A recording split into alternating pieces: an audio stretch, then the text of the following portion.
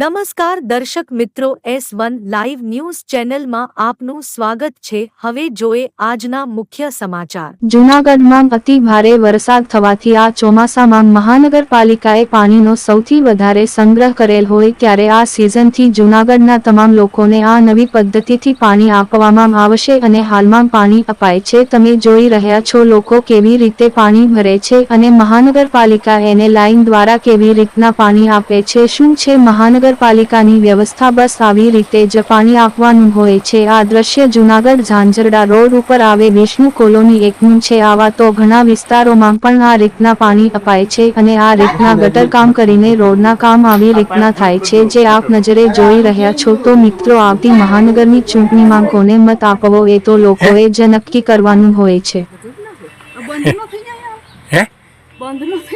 બંધ થઈ જાય ને यार आ रोड हुकाई जाए तो चाले माणसो पण